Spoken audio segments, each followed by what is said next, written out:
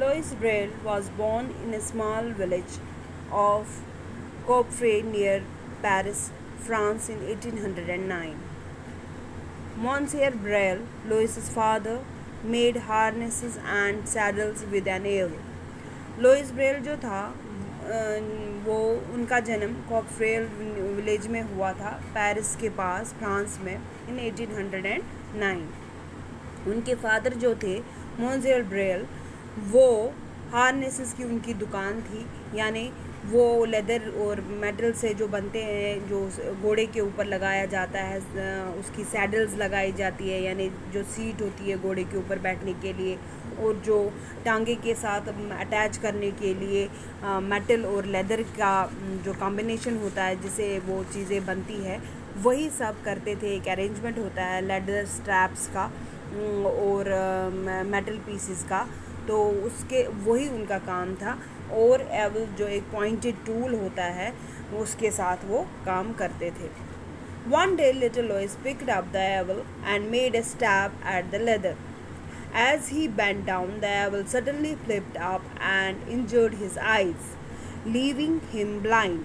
Now the 3-year-old Louis was in total darkness, never to see again. एक दिन Louis अपने father की shop में वहाँ पे थे, तो वो काम कर रहे, वो भी एवल के साथ खेल रहे थे, लेदर पीसेस के साथ स्टैबल करने की कोशिश कर रहे थे उनको, तो वो झुक गए और अचानक से जो ये पॉइंटेड टूल था, एवल जो था, वो फ्लिप कर गया और हवा में होते हुए इसकी आँख में चला गया और अल्टीमेटली वो ब्लाइंड हो गए. ठीक है. अब ये 3 साल का छोटा सा बच्चा जो लुइस था, वो डार्कनेस में चला गया, क्योंकि उसकी वो आप देख नहीं पाएगा, उम्र भर वो ऐसा ही रहेगा. Those days the blind in the backward part of Europe and Asia were often trained to be beggars. Poor Monsieur Braille could never forgive himself for the accident to his son, and everybody tried to make life easier for him. The boy had a cane and soon learned to tap his way around the village.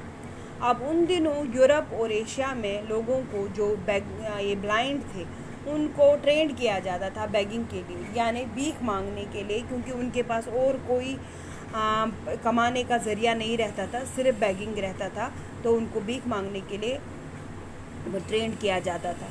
अब जो इसके father थे मोंसेर Braille, वो बेचारे बड़े परेशान थे, वो अपने आप को कभी माफ़ नहीं करना चाहते थे, या उनको ऐसा लगता था कि वो अपने आप को कभी माफ़ नहीं कर पाएंगे, क्योंकि उनके वजह से ही ये सब उनके बेटे के साथ हो गया.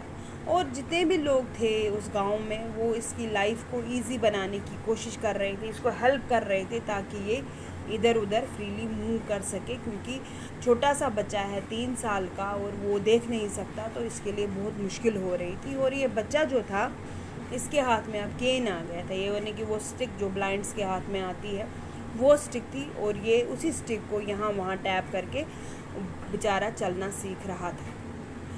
There comes little Louis, the villagers said when they heard the tapping of his cane. They scratched out grooves on the road so that Louis would count out the exact number of cane taps it took him to reach the road. Tap, tap, tap. So many taps to big trees, so many more to ponds, then many more to the hills. The tapping stayed with him through his life and was to mean much to the world later on.